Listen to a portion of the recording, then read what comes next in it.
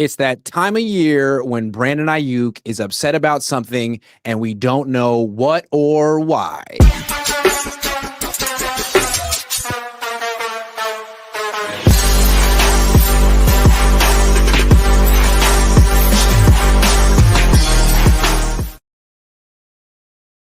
What's up? Welcome to the 49ers Discourse Directors. We've always been the Discourse Directors, the preeminent 49ers narrative stirrers or creators. Jose Sanchez, Grant Cohn. We cover the 49ers on SI. Brandon Aiyuk is posting on social media. Doesn't seem like he's at the facility. Maybe he is. OTAs are tomorrow. He wasn't here last week. He's rehabbing. And he had things he wanted to say, Jose. So he posted a picture of T.O. doing sit-ups in his driveway, which is cryptic. To me, I interpret that as him sort of indicating that he's not at OTAs, because I think that was sort of when T.O. was holding out. And then there was one more on his story on Instagram. He wrote, "Y'all crybaby ass divas be killing the vibes on IG. Shaking my head. It gotta be an age limit on hating. If you 30 years old or older, just post yo kids and STFU." That's good advice for really anyone. What do you think about Aiyuk's latest statements? Well, I'm copying you if you haven't noticed with the mic. I feel like I'm Bruce Buffer right now. Well, first of all, I'm 30 years old. I do not have kids, so where do I fit in that? Like, am I allowed? Like, what are the rules? I have questions about this. I just turned 30 3 months ago, less than 3 months ago. I have no kids, thank God. Hopefully never. What am I supposed to do with that? And second, this guy wants to, let's do it chronologically. The Terrell Owens, right? He did that during OTAs, and this feels like, where is this coming from? Like, no one's talked about him. It feels like ever since the season ended, ever since his injury, actually, he's been relatively quiet, which is perfect. Like, cool. Like, people were poo-pooing you during the season because you had like some drops and it didn't seem like you were making as much of an impact to, like, you know, the casual fan or whatnot. But it's like, ever since that injury, he's been quiet. So it's like, all right, cool, put your head down. And not even during all the stuff where, like, the 49ers were dragging his name through Adam Schefter and all these other reporters about, like, oh, they didn't like the contract. Or even Kawakami wrote literally saying, like, oh, they hated that contract. They hated that. They hated the Bosa one, like, all that stuff.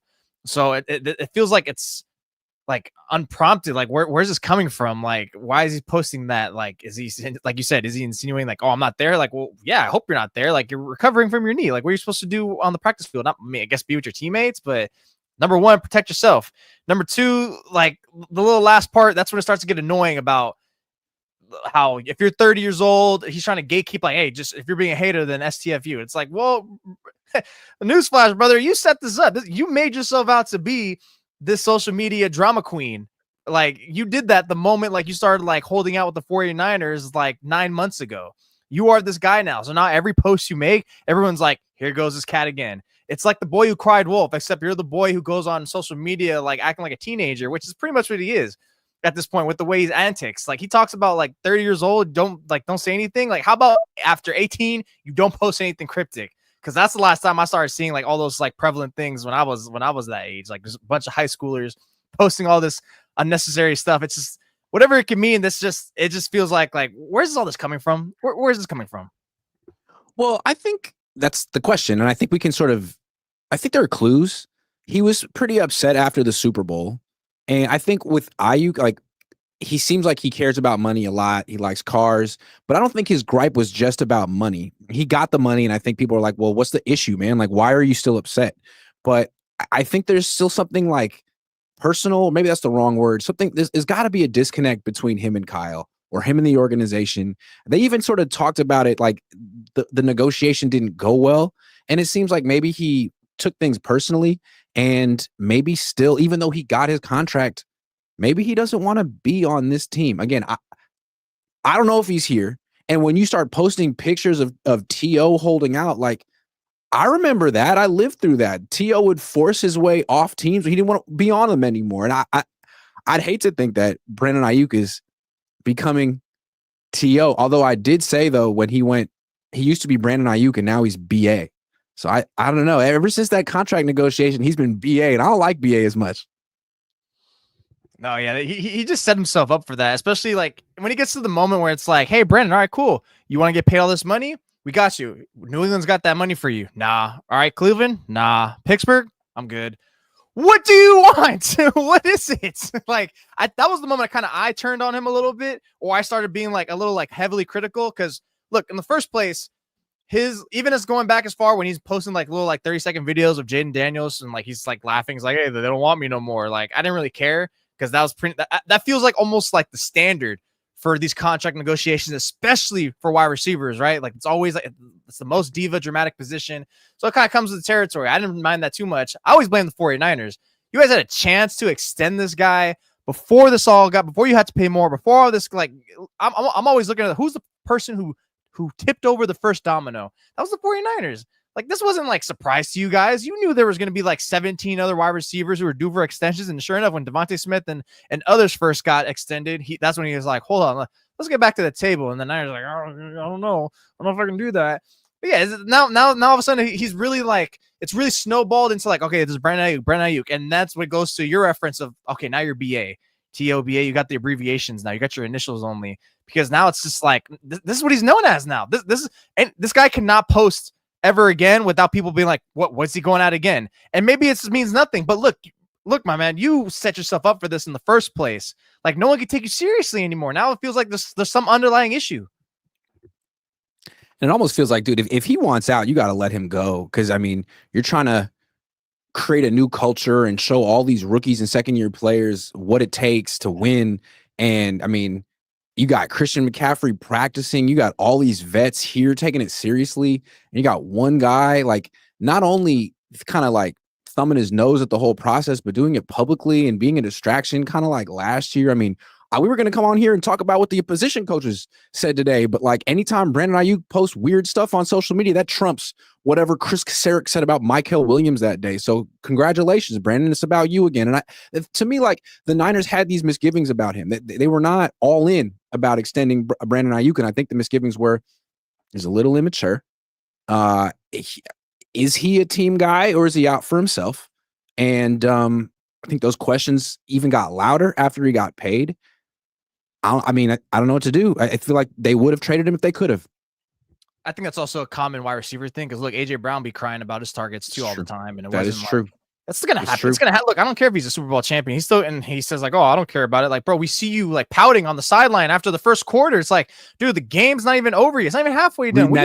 Reading that book on the sideline to stay motivated. You know what I mean? Whatever, yeah. Like, just like, I don't know, whatever. But yeah, so I think honestly, that's again, it goes back to the social media thing. That's not a specific Brandon Aiyuk thing. I don't think. I just feel like it's always a common, like it's always like a solid portion of wide receivers. And we've seen that. Again, look, why is he quoting T.O.? Because T.O.'s maybe the first guy who started a little bit of those dramatic antics that are just like, what's this guy doing? Like, those, like what's going on here?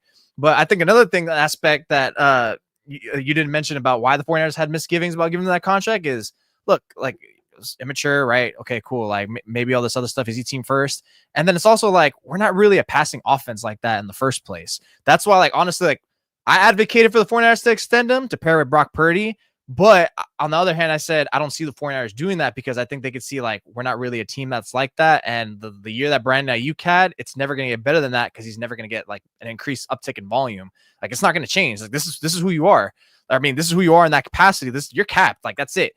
So I was still surprised that they did that. I liked it. But now it's like, okay, maybe I'm kind of an idiot. Maybe I should have like thought more of 49ers aspects, because now it's just like, where are we going from here now? Now you're in the worst case scenario where you shelled out all this money to this guy. He's coming back from a significant knee injury. It's not just like an ACL, like it's MCL too, and maybe something else that we just don't know about.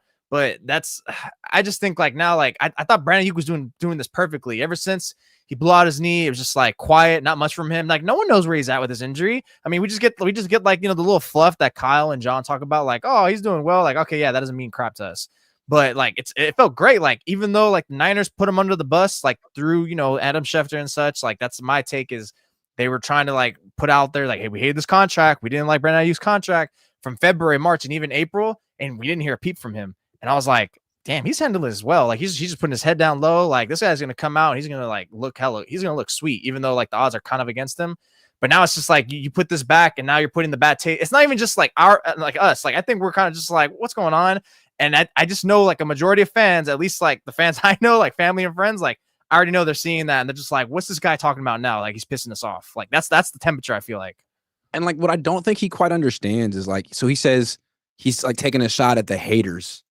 I don't know, maybe he's talking about you or me. But when the fans watch that, I don't think they look at it like, yes, screw Grant Cohn. I think they're thinking like, dude, why are you upset with us? And I think with Ayuk's like what he doesn't understand is like, and I think Kittle gets it. Kittle is beloved by 49er fans. If he were to leave the Niners, he'd just be some mercenary in the NFL that no team, that no fan base really loves. I mean, you appreciate having a good player, but like Niner fans don't love Trent Williams. I mean, he could be on another team next year or who maybe that's a bad example, but like, you know what I'm talking about? A player who jumps around. He seems like he's verging on that. And he seems like he's alienated his own fan base. He's on the verge of alienating his own team. And dude, he's 1 year away from like wasting away in Tennessee or Jacksonville. Yeah, I can tell you right now, again, like it's not like I know all what the 49er fans are temperature feeling, but it just seems through like Twitter and interactions. And again, like all my friends and family are diehard Niner fans. That's like in the hundreds. It seems consensus that they're tired of his shtick. And I already saw one of my close cousins said like, just like, oh, here we go with this again. Like, just like, what are you doing, bro? Just like, it's just because when you go to that social media posting route, like whatever it can mean, whether maybe he was trying to do a good thing for himself. Maybe that's his way of just like, he was trying to tell people like, hey, I'm working, like it's all good. But again, the moment you went through, everyone's going to attach that and associate that crypto post to like, oh my God, now you took us back to you holding out and that's pissing us off again. It's opening up the old wounds, you know, that old like, oh wait, it's taking us back. Like, oh, I remember this again. Like here we freaking go. And it's all because he opened that up. If he had limited maybe half that or just didn't do it, he's doing all this. People were just be like, oh, what could this mean? Because look, players do all that all the time. I mean, didn't Deommodore Lenoir does it, but because it wasn't during a contract extension with bad feelings, no one cares. They just perceive that as positive. But he's attached himself to this negative light that now it's like. But the difference between Lenoir and Aiyuk is it seems like Lenoir is a very mature 25-year-old young man. And he's straight up, right? He says it like, yeah, like I'm clamping this guy up. Like, Lenoir's a grown up. I mean, he's young and he's got a lot of like young energy, but like at the same time, you could trust him. You could rely on. He's a team guy. And with Aiyuk, it's like, you still kind of post things almost like his energy very much is teenager. And I don't mean that in like in a hatery way. I'm just saying like these posts today, like that's what a 17-year-old does when they're upset with their parents and they don't want to talk to them directly. It's like, you're 26 now, man. I mean, you got paid. And I think this is a lesson for all teams and sports franchises. Like if you have a question about a player's maturity before you pay him, I mean, just giving them the money isn't going to make that issue go away. It's just going to make it's going to exacerbate the issue. Sorry. I think it feels like now, well, tying back into Lenoir versus Aiyuk is, I think that also we can widen the scope and say cornerback versus wide receiver. And it's always been my thing, even like, look, it's not like I ever played in the pros, but like my thing, like growing up playing ball is like corners, cocky, shit talkers, all that stuff. Wide receivers too, but a little more diva. Where corners, we're gonna say it straight to your face, like, hey, like you're getting clamped up. Like Richard Sherman, all these guys, like all like they'll say it with their chest and they don't care. Like there's no beating around the bush. Where like you get wide receivers, just like it's like glitz and glamour, a little like oh yeah, like kind of show me, like flaunting a little bit, and that's where you get that little social media posting. It seems, but yeah, I think if you're looking at it from a 49ers aspect, is like, could it be directed towards them? Could it be because you guys hung them to dry for like 2 to 3 months? That was a little crazy. They didn't directly do it, and it wasn't like that oblivious. But to me, it's like, damn, it felt like every other week it was like, yeah, they hate that contract. Like, holy crap, we get it. You hate the contract. Why are you emphasizing it so much? Like, do you hate this guy? And maybe it's circling back into these underlying things with the post. It's like, and how you alluded to is, dude, do these guys like, are these guys like in an irreparable state like right now? Like, well, it's interesting that you bring up that question because I have breaking news. I just did some digging, did some investigative reporting on Instagram. I'm not on Instagram, so I'm a bit of a boomer. As Aiyuk pointed out, I'm 37, so I shouldn't even be on IG. But he follows 91 people on Instagram, okay? You click on following, you can search. So I did that. Guess who he's not following on Instagram? 49ers? Yeah. Brandon Aiyuk has unfollowed the 49ers Hasn't on that been- Instagram. And I know it sounds childish because it is, but it also qualifies as news in 2025. I don't know if he refollowed them after unfollowing them last year. I don't know. But as of today, June 3rd, doesn't follow the 49ers. I can't imagine what his gripe is. They gave him $39 million last year to catch 25 passes. He should be the biggest Niners fan, but apparently he's not. I'd imagine like he never followed them back. Oh my god. Yeah, that's dude. I think you saying the date June 3rd, 2025. Like this is where we're at. It's like, damn, that's the truth. Because I mean, look, like, and I wasn't even thinking about too much of that as a deal. It's just it's if this was George Kittle, Fred Warner, like, look, you're speaking about like if you're a 49ers or a team, you have any sort of questions or like multiple whatever a question or questions about a player. Who are the three players that just extended right now? Like you don't have questions. I mean, Brock Purdy have questions, but the Niners don't. Right, because he's a high character guy. They love him. He's a fine player on the field that needs to get better. And then you got your astute ambassadors and George Kittle and Fred Warner each side of the ball. Like there was no questions about that. And maybe that's part of why they got the deal done is because they got those type of players who there's not going to be no hurdles, not going to be no drama, and they've been through them before. So I mean, it just goes back to like again, like it felt like the 49ers were doing this no favors too through that February, March, and April. Because again, even though like I'm like criticizing Aiyuk, I still will go back to like, look, the Niners tipped that first domino. This all could have been easily avoided if they were just proactive with the contract with him. Like this time last, or not even this time last year, it was like in April or May, when the whole thing started breaking down. It felt like, but this I just wonder how this is going to react. Like when you get to training camp, when he starts to really like, okay, he's getting closer to field work. I'm just saying, man, he follows like George Kittle, all the Trent Williams. I don't know, man. It seems like, look, try to put yourself in like George Kittle's shoes, Fred Warner's shoes, Christian McCaffrey's shoes. Like all the other vets are here, even Trent. Like at a certain point, if they see these, I mean, they're all going to see these posts on social media. No one's going to really know what the hell it means. When you look at it, if you're Kittle, 32 years old, be like, dude, like, do we always have to deal with this guy's malcontent issues? Like, can't we? He's not even like before he tore up his knee. I understand dealing with it, man, because he's hella good. But now it's like, I mean, no offense, but you might not be even top 10 on the team anymore, and you're still acting like this. That sucks. I'll try to one up you. What if they've been tired of it since training camp, which is part of the reason why their extensions got done in a timely manner this offseason? Yeah. I would imagine that they were talking about it last year. Like, dude, this guy is overshadowing everything. Like, what is this? Didn't Purdy or someone like even admit like during February or March, like I know they said they were tired, but they just said like, oh yeah, the vibes were off. And it's like, well, yeah, why were the vibes off? Because of Brandon Aiyuk and Trent Williams too. But it's like Trent Williams is no saint either, but at least like he was quiet, right? Like he wasn't there, so that kind of hurts it. But it's like it's the difference between losing a finger versus like a limb, right? Like where it felt like Aiyuk was kind of like hurting more, significant portion with that. And honestly, there was even an answer I remember Purdy gave to maybe it was one of the local radio stations here, or maybe it was to the press conference. I forgot, but one of the things he emphasized about like, yeah, I just wanted this done because like I think he kind of like made things like, yeah, like I don't want to be a distraction. Like it kind of sounded like me reading between the lines and translating was like he was like I like there's no way I'm going through that again. I saw how it goes when you draw these negotiations and just derails your season, or it puts a nice little thorn in it that I want to avoid. That's something I read from one of his answers. I can't pinpoint who he said it to, what platform, whether it's to you guys or radio station. But I remember I wrote it in one of our articles on our site, and it was just like, yeah, there's no way at all like the Aiyuk situation didn't play an influence on his specific negotiation. I feel like more than anyone else.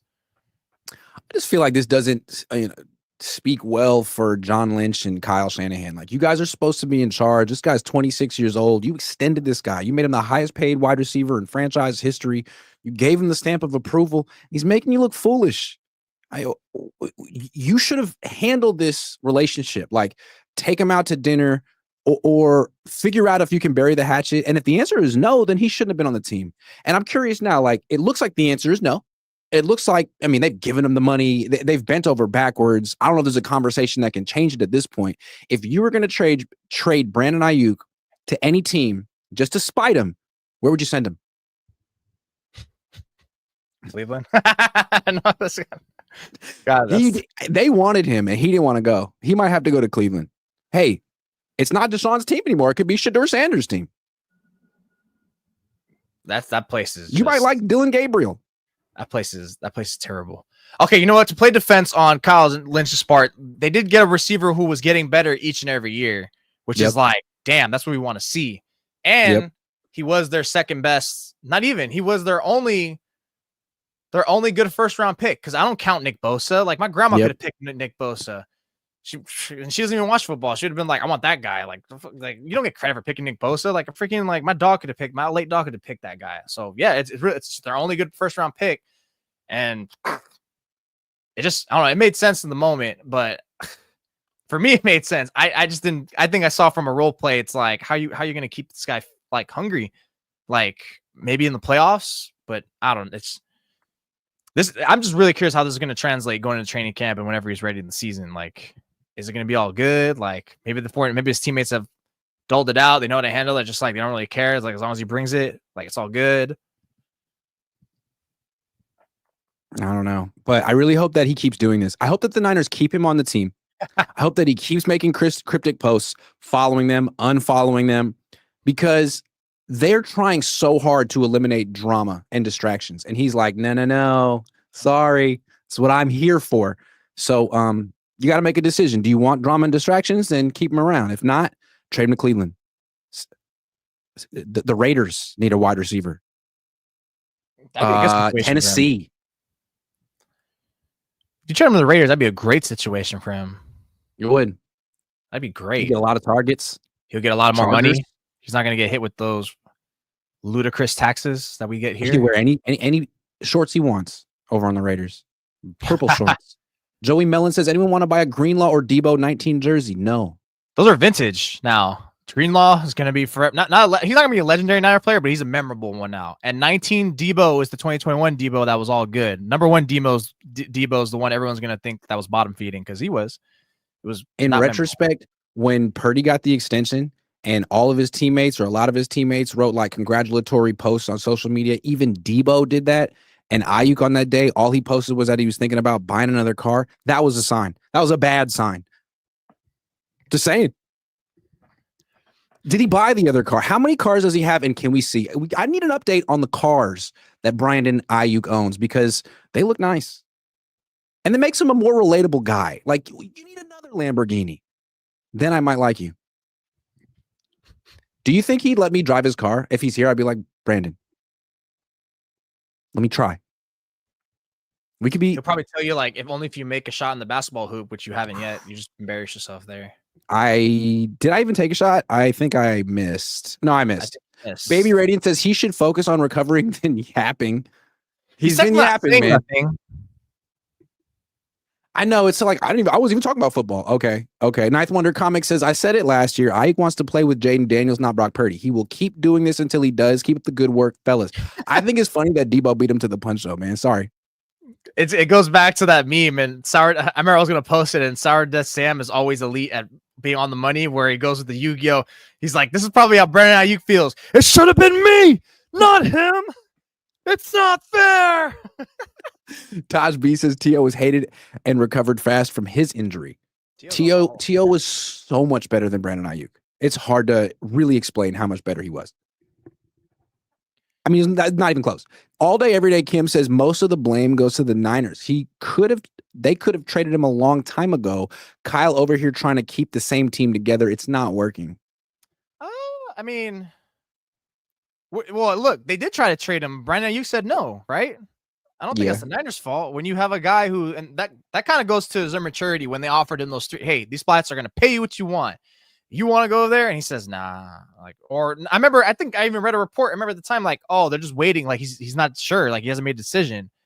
That went to like his immaturity. It's like, well, what do you want? Like, what's the issue? Like, take it. Like, it was that moment that I started getting like really weird.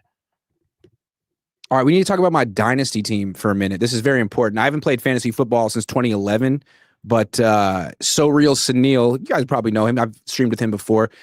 Got me to be in his dynasty. Oh my God, you're in that league? This quack invited me like a few weeks ago. Rohan, you could have been in it. Rohan's in it. Marco's in it. Jesse's in it. I've made 5 picks. These are my first. I picked 11 in a 12 person because they're anti-Semitic. It's a Jewish thing, clearly. First pick, Jahmyr Gibbs. Thought that was pretty good. You know what I mean? Young guys, dynasty league. Second pick, No, CeeDee Lamb. Where are you picking? You can't say you made picks without saying what slot you're in. That okay, matters. so I'm 11 out of 12. So 11th pick in the draft, I go Gibbs. Then it's the snakes around. I got 14. I go CeeDee Lamb. Then instead of snaking around again, it goes back the same order in round 3. I got pick 26, and I take Justin Herbert. Why did I take Justin Herbert? Because it's a super flex league, and you got to play 2 quarterbacks. People I didn't even know. People taking hella quarterbacks, and I was nervous about getting left with someone who might not be a starter next year. So at least I feel like Justin Herbert's going to be a starter for 8 years. I know. But I mean, like, I already missed out on Hurts, Allen, Jaden Daniels, Lamar Jackson, and Joe Burrow in round 1, and I didn't want to reach for Mahomes in round 1, given what he's working with these days. So I decided to wait. Ooh. So I got Herbert in round 3 and then Jordan Love in round 4. And I'm like, I feel kind of lukewarm about it. I hate your. So then in round 5, I got Rashee Rice because I'm scraping the bottom. And now I'm up on the board. They just took Colston Loveland. I need a running back. And so the best running back on the board is Caleb Johnson on the for the Steelers. And I'm wondering, do the Steelers just suck at running the ball, or does Najee Harris suck at running the ball? Might have been Najee. So I might take him but he's a rookie running back. I mean, it's scary. And then I kind of need a tight end too. Hawkinson is available, but he, was kind of trash last year, but he's coming back from an injury. Already? What? Bowers is gone? Bowers been gone. He was a first round pick. At this point, you're screwed on tight ends, honestly. I'm screwed. So I think I might go running back and just take, I don't know. You guys tell me in the chat, who should I take? Who's I available? need help. I don't even know where running backs are gone. No, I'll tell you right now. I'll tell you right now. How about you take the best player instead of need? Stop going for need. You're drafting like no, I need. So for running backs, remember I already got Gibbs. It's Caleb Johnson's, David Montgomery, Isaiah Pacheco, Cam Scatterbo, Brian Robinson. It's getting bad, dude. You know what I'm saying? DeAndre Swift, James Conner, who's good but old. Travis Etienne, Tracy Pollard, Charbonnet, Aaron Jones. Like I feel like I'm running out of starters at this point. At least Caleb Johnson's a starter. I feel like you're better off getting a more like immediate impact wide receiver, and then you can go one of the rookie running backs, because that's one of the things in fantasy they're saying this year is like you don't need to go earlier for running backs unless it's like a nice home run hitter like Gibbs, because then you just roll as your second running back like a rookie that's probably going to start and give you like double-digit points every week. That's what I'm saying. That's why I want to get Caleb Johnson. You can probably still wait. No, he's at 68, and running backs are going pretty high, and I'm at pick 70. Anyway, chat, tell me what you guys think. Jose's giving me bad advice, and I already feel it. Jose's trying to screw me over. He doesn't want me to win. He doesn't believe in me. You screwed yourself over. Who gets Justin Herbert, who's only had one good fantasy year in round 3? At least I know he's going to be a starter next year. Like I don't even know that Kyler Murray's going to be a starter next year. Some of these guys are getting benched quick. Who should I have gone? Should I have taken Purdy there? I almost took Purdy just for the laughs of it. Taking Purdy. Honestly, you're better off taking Herbert and taking Purdy like round 7 or something. Purdy went round 4. I could have taken Stroud. I could have taken Caleb Williams, but he might suck. I don't know.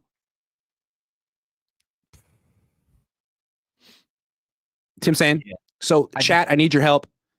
I'm leaning towards Caleb Johnson, but I need you guys to sort of tell me that it's okay. Grant, he messed up by taking a quarterback in round 3.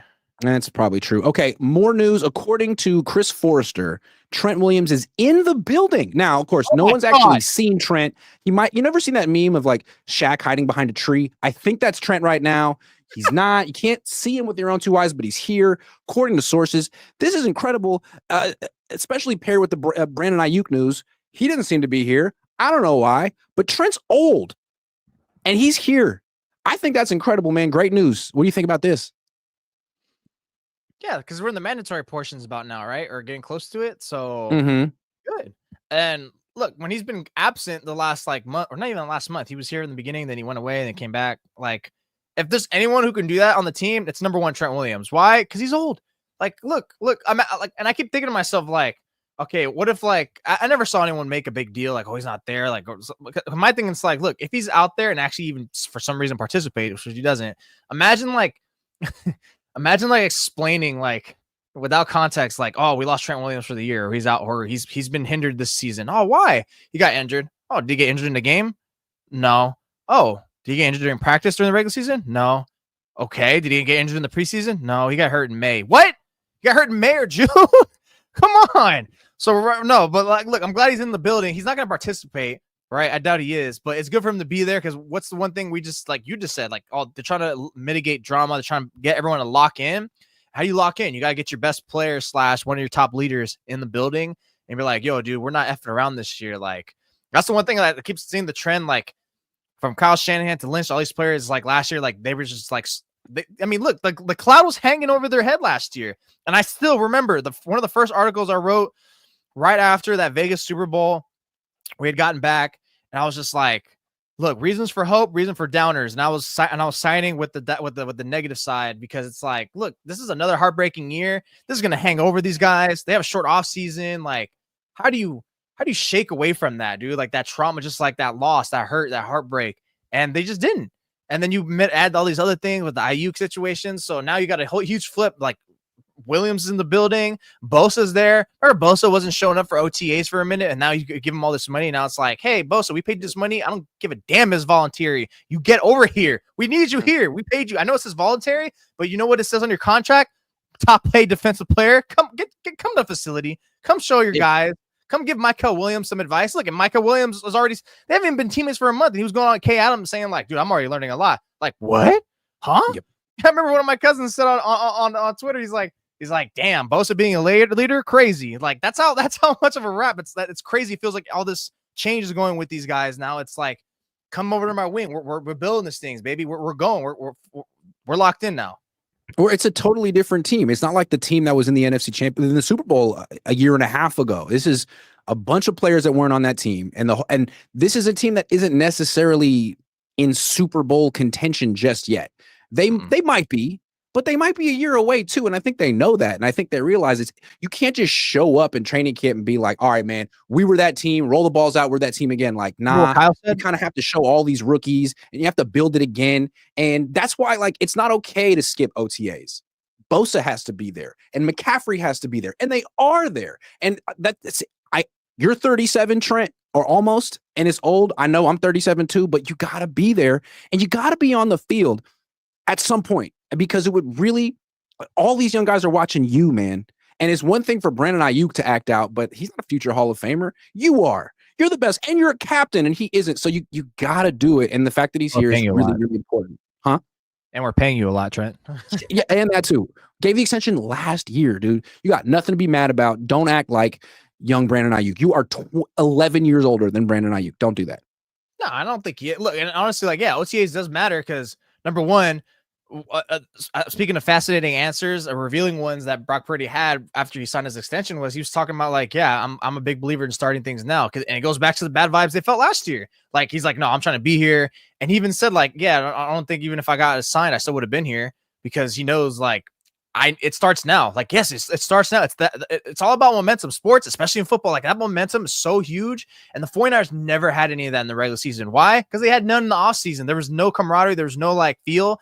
And I'm going back to an answer like what you just said. That was perfect. It's like, yeah, like they're not too worried about the Super Bowl. It's like, yeah, Kyle legit, maybe Kyle or Brock Purdy said that. No, Kyle legit said that. He's like, yeah, like last year we were kind of like looking ahead, looking at the Super Bowl. And that's bad. Now it's like, how do we just get good in this practice? How do we get back to that humbling, like we belong here? And honestly, that was one of my concerns I had last year with the 49ers is like, look, they've been to the playoffs and so deep all the time that now they're going to treat the regular season like the NBA teams do. That's just the regular season. We'll just get by. Maybe we'll get 10 wins just to get it in, and then we'll try hard. And look, it doesn't work that way in the NFL. That's why this is the king sport, and the NBA is bottom feeding because, like, look, even if you're great, you still have to treat these games like they're playoff material. You can't, and it starts with OTAs. You got to start it now, get it through, and then it's going to pay off for you when you like it's week 10 and it's like, oh, we're down by 10 or something like that. I'm going to go out there and ball for my brother. I'm going to go out there and I'm just make sure like we get this play, get this execution going.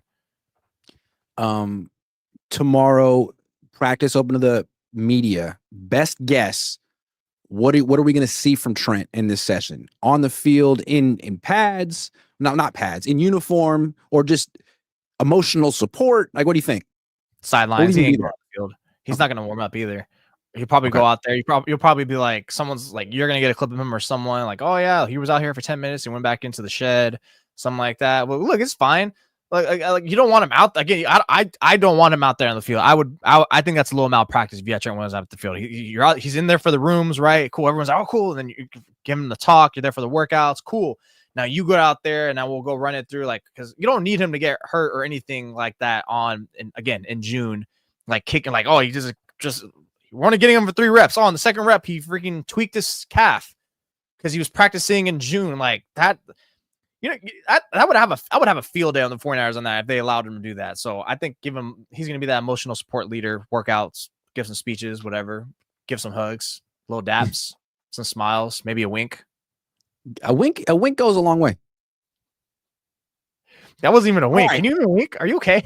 You're probably blinded by that Santa Clara sun, dude. That thing is merciless. It's super hot down here, man. There's a reason they don't do day games out here in September. All right. It's time for us to play the more or less game sponsored by PrizePicks. And here's the way the more or less game works. The only way you lose is if you say a word other than more or less. That's how you lose. If you say more or less, you win and you're right, even if you're wrong. But if you say any other word, you freaking lose hard. So, an NBA Finals edition, Tyrese Halliburton, 17.5 points, more or less? More. Feeling confident about Tyrese? Better show up. What about Miles Turner? 5 rebounds, 5 for Miles, more or less. He hasn't been rebounding much recently. I know, I'm looking at that. Less. Yeah, I don't like his effort or his attitude. Shai Gilgeous-Alexander, 33.5 points, game Less. 1. Less. Not feeling it? What are your thoughts on Shai Gilgeous? Is he a free throw merchant or is he the face of the league? 1,000% he's a free throw merchant. But honestly, look, is it his fault or is the refs' fault for giving him the special treatment? The NBA refs are the worst officiating crew in sports in the world. Worse than soccer, worse than baseball. I know people have gripes with the umps, but NBA refs are abysmal. I would have to agree with that. Chet Holmgren, 16.5 points, more or less. He had 22 in the last game. More. I like Chet. Good name, too. I might start calling myself Chet. No, don't. You look like What's it short for? You think it's short for something? No. I don't know. Obi Toppin, 8.5 points, more or less for Obi. Less. You're winning this game so far. I'm so impressed by your discipline. Anyway, that's going to be nope. Don't look at Go back. Don't look at my credit card information. Okay, cool. There's my lineup. Flex the play. Submit the lineup. Download the app. Use promo code Cohn. Play 5, get 50 instantly. That's how it works over PrizePicks. All right, we got to talk about Purdy, man. So he got the money. Last year, he went 6-9, missed 2 games, and I've never seen a quarterback get more excuses. I mean, he got an extension after winning 6 games. The whole world felt that he was a victim in this circumstance, and maybe he was, but I don't know that he's going to get that benefit of the doubt in the future. Will he get the same excuses, leeway if things go bad this year? From the same mouth breathers who always bother me every day. Yeah, for sure. 1,000%. He's gonna. Yeah, but not from the discourse directors of 49ers Twitter. No, YouTube, like, all. Like, and you know what's funny? Like, I was commending the Niners for this contract, and like the same people who were giving me shite for it. It's like, whoa, what do you know? Like, you guys all of a sudden, like, where everyone's quiet, and then look, I kind of was right about what they were kind of giving, but whatever. I'm not tooting my horn. Look. His excuses are like from last year. Everyone equates it to the injuries, like just the 49ers in general. And I hate that excuse because this wasn't the 2020 49ers that got ravaged by injuries. That was a season that was lost by injuries. I'm not saying injuries didn't play a factor or a significant one this past season. 1,000% did. But look, it did. Was Purdy without a bunch of weapons simultaneously? That wasn't the case until the latter half of the season. Like, he still had, you didn't have like all these, he didn't have McCaffrey and this player, but he still had Aiyuk, he still had Debo. He had a great running game with Jordan Mason. He had Kittle, and like the offensive line is not as bad as most people make it out to be. And so what was the excuse? I don't get it.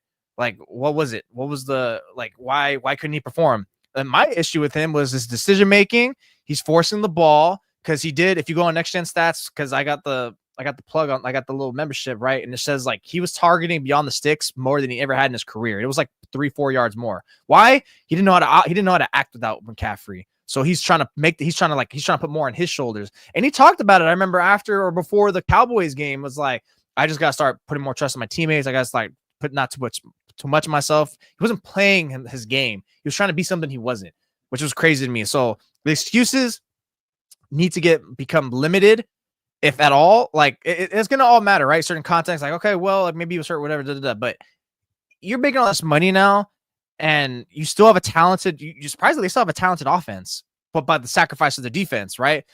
So now you're gonna have to put up points. Why couldn't they put up points last year? Your red zone sucked. Like you guys went from like the best to like bottom feeding, which is actually funny because if you actually look at the final like ranking, they're actually in the middle of the pack, which shows you how much they really like inflated it with their last 5 games of the year. But he was abysmal there. Red zone, decision making, forcing the ball. Let's boost that up because your defense is young. They're probably gonna give up some points, right? They're probably gonna be like a 20, 22 point per game at least.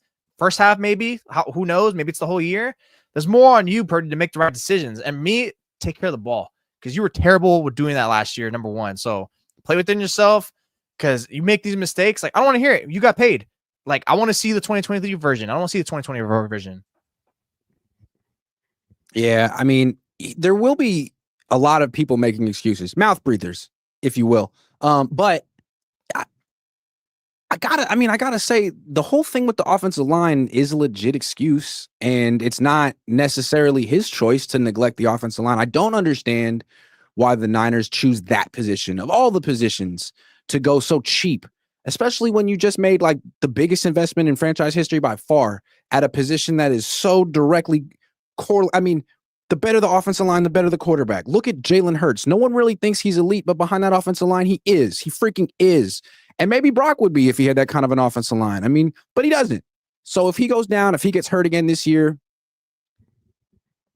we could blame him, depending on how the plays out. But that could be on the organization too, and that's kind of scary for them.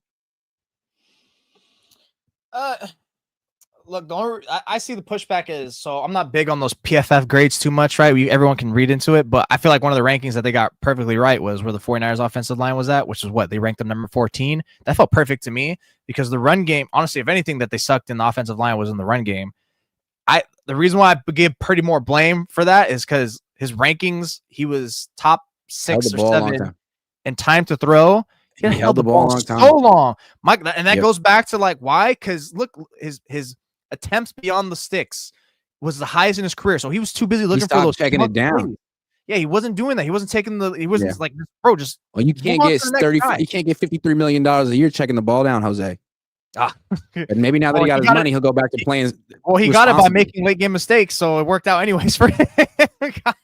So I mean, that's the thing. But it wasn't his fault, man. The separation, the this and that. It's like I think those days are over. Like and the separations goes to like it doesn't even account for the guys that he moved off of either. So I hate that too. So it's like we don't even have a way to equate that. How I see it is like, look, is the offensive line great or good? Like I'm not even saying that either. I just think it's not abysmal or mediocre. Is it average? Yeah, I think it's average. I think it's enough for them to get by in that offense. So long as Purdy's like making like correct and timely reads. He wasn't last year. He had the high. So you're telling me like an offensive line that was bad in pass pro, somehow they made him the top 6 or 8 time to throw, which I think was close to 3 seconds, but yet he was also top 8 or 6 in most pressurized quarterbacks. So it's like, what are we doing here? Like, like part of it, if not a good portion of it, I think I'm going to blame him for half of it. It was his fault. Like you're allowing like, bro, you know, the offensive line you're behind, you don't have all this time. Like and look, most quarterbacks have this issue too. So, hey, Purdy, guess what? You want this money? Guess what? We're going to have to go cheap and try to hit on these mid-round picks in the guard position. Because the most awful offensive lineman they had last year was Aaron Banks. He's gone now. So Barch is either the same or a little better. What was it? Like you got the center position, you got him okay, whatever. Pooney's solid, McKivitz is whatever. And I don't know. Personally, I think offensive line is fine. It's not great or even that good, but I blame more offensive issues on Purdy. Because if he was at least like 20% of his throws were like timely, it's like we don't have that memories of him scrambling or getting hit. And shoot, for all we like, if I were to actually go back, I could probably maybe like make some tallies. Like he was running away, he was dipping from the pocket way too early. He's dipping it from way too early. I don't know. This goes back to the excuses. Like, look, like where are the excuses for him? Yep. His offensive line is bad. Like we can go with it back and forth. But no one's going to want to hear it when you're making $53 million a year. You wanted $53 million a year. So the offensive line, chances are, isn't going to be that expensive. So make it work. Because it's not your fault, but your contract is kind of influencing everything on the team. So you kind of are at fault if it doesn't go right. But it also, I think if you want to focus on offensive line, that's a Kyle Shanahan philosophy, right? They're not big on offensive linemen. I think Forrester said that, right? Like November or something, or October, about like, yeah, the reason why we go cheap or we go, day 3 on these guys is because they don't handle the ball. They're not ball carriers, not playmakers, right? The money makers are the playmakers and not the offensive linemen. And I'm always been a forever proponent that you could day 3 draft pick your way with guards. It's the tackle position that's like a little like, okay, what can we do with that? That's why I think I'm actually fairly hopeful that Barch is going to be okay there. It's like, oh, he'll probably just be like, oh, whatever guy. You can just fill in names there and you'll be okay. Yeah. It's just tackles and even centers, especially in this offense, right? Because centers play a key role in like all that cognition, like the IQ and like executing, right? So I'm just looking at Purdy like, are you going to make the right assessment before when you're reading, like you're seeing where the guys are lined up beforehand? Are you going to make those timely decisions? And even a little bit of Kyle. Look, if I'm trying to defend Purdy, like I know we're talking about excuses, I kind of didn't like where Kyle wasn't looking too much to get him like those easy throws immediately to build himself up. It kind of feels like to me like Purdy's always been in rhythm thrower, where if you get him just at least like 2 to 3 passes, like cool, he let him out, he got him out, dump off screens. Now we're good. Now let him take those shots. Yep. Joseph Ernberg says, Grant, tell him to shut the hell up and fix his shredded knee. No, I don't think I will. No, I don't think I will. How about no? You can do that. Jut Hunt says, Quinshon Judkins, Grant, off the board. Thanks for this suggestion. John Zach says, any truth to Purdy putting on 10 pounds of muscle? God damn it, 10 pounds of muscle every month. I mean, he's yoked. Anyway, before we get to our last topic, I want to acknowledge this week's sponsor, Factor. Factor meals arrive fresh and ready to eat, perfect for any active lifestyle over summer and beyond. You know me, I'm super active. I don't have time to be cooking, so I need my Factor. I use this and you should too. With 45 weekly menu options, you can pick gourmet meals that fit your summer gains and goals. Have you seen my gains? Have you seen my goals? You should. Choose from options like Calorie Smart, Protein Plus, Keto, and more. Get started at factormeals.com/Cohn50 off and use code Cohn50 off to get 50% off plus free shipping on your first box. That's code Cohn50 off at factormeals.com/Cohn50 off for 50% off plus free shipping. Factormeals.com/Cohn50 off. I've lost 6 pounds already. You could be next at Factor. Anyway, just want to put that out there. Trying to lose weight. For what? Because I'm getting old. Lost 5 pounds. It's a good feeling. It's a great feeling. All right. Let's say Purdy fails. Let's of course he's not. He's a great player, all-time great. But let's say he fails. Do you think Kyle Shanahan gets to try with another quarterback? Do you think he gets his 8th life as a head coach, or do you think he's tied to Brock at this point?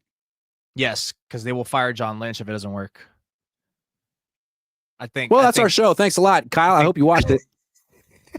You better make this work, buddy. Yeah, I think Purdy fails. Look, it's the way in the contract's built to me. That's why I think why he can get away with it, because whether they have 2 shots, right? They have, what is it, after this year or after 2026? And next year, and then they got to make the decision whether they want to pay him $55 million a year after that. Yeah, so they have 2 chances. So I love the way they structured it. That's another reason why I thought the contract was perfect. It's almost like a yearly contract thing. It's like, let's see what you can do. It's like, oh, you know what? We already shelled out some money. Let's cut our losses. And that's what I love when teams start to cut. Like, look, we paid this money. It kind of was bad. Let's cut our losses. We don't keep paying more. Kind of like what the Eagles did with Bryce Huff with the 49ers. It's like, God, this is a terrible signing. We already paid him money, and we're gonna pay him to play for the 49ers. Let's just cut our losses. Screw it. That's fine. So I think Kyle Shanahan, they can get away with that perfectly. I think. And if it really gets down to it, where it's like, hey, maybe the coaches were failing him, then they might say like, hey, look, Lynch is gone. Or they can just circle back to like, how like he was never my guy in the first place. I wasn't there. That was Greasy. Where's Greasy at? Greasy ain't here. He gone. He put a Magic Johnson. He's like, I ain't gonna be here. Let's stick with that concept of sunk cost before we leave. Because I love it. It's a great concept. And I think people struggle with it, not just organizations. You've put a lot of time, you put a lot of money into something. It's hard to say goodbye, whether it's a relationship, a person, whatever.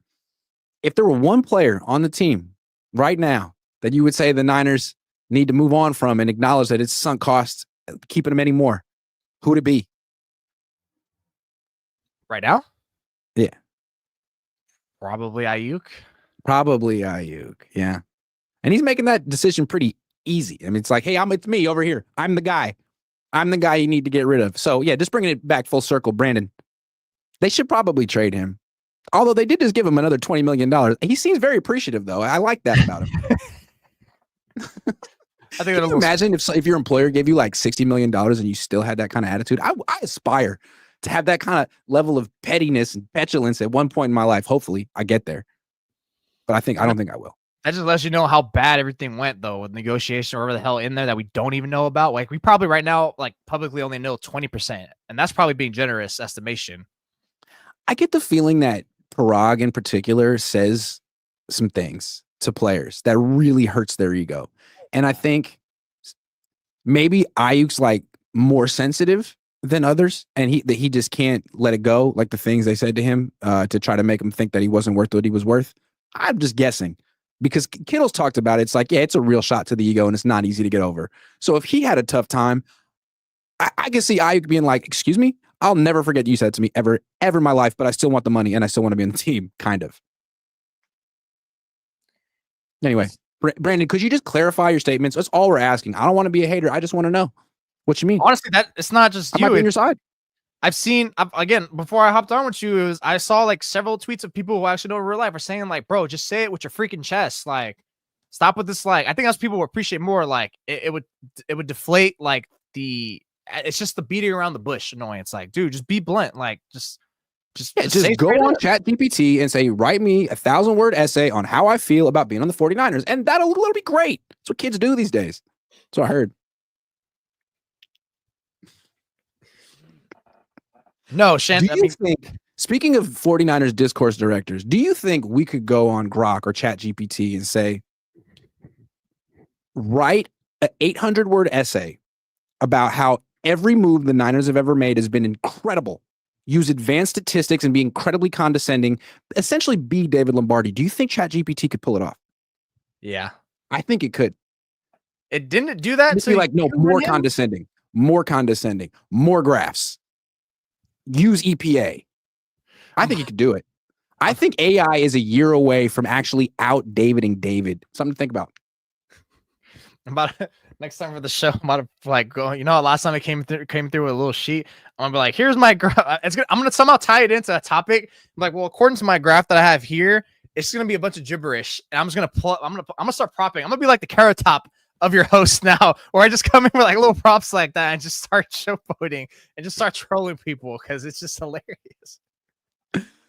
All right, that's our show. These are the two directors of 49ers Discourse. I hope you feel privileged to be in our presence. We'll be back again next week, but until then, you won't know what to think, feel, say about the 49ers. Hold on, stay tuned. We'll give you guys all the information and the talking points that you'll need for your next dinner parties. We got you. And shout out to the guy who said what's up to me at our flag football league last week. He said he gave me a nice little compliment. So I think he noticed that I was playing on a bum calf. I injured my calf on the 5th play, Grant. I injured my calf, but I kept playing. How's it feel to be 30? How's it feel to be 30, man? It's all right. He remembers me because I came in there. He was playing quarterback, and I batted down his pass. No fly zone, baby. See, and this brings us right back to Christian McCaffrey, bilateral Achilles tendonitis. You really think he's going to just be about that? Look at Jose, man. I did think about that. Stuff right now it was in the ACL. Now it's a calf. Calf's connected to the Achilles. Be careful. It wasn't the same leg though. It was my healthy leg. But that's the thing. You get overcompensation every time. It was more of a Clay. I thought Clay Thompson, because that's what happened to Clay Thompson. He messed up his ACL. You gotta be careful, man. You better stretch. I did stretch. I don't want to hear you about you popping your Achilles, dude. At that point, if you can't work for me anymore, what are we gonna do? Oh, yeah, no, but you worked through an ACL tear, so you're true to the game, not new to the game. It's true. My ACL was fine out there. It's true. All right, guys. Thanks for watching. We've seen that Jose made a full recovery from an ACL tear. Unclear if Aiyuk will, but he did MCL. That's crazy. On social media, and that's more important. So, Brandon, we eagerly await the next post. Thanks for watching. Jose's finishing his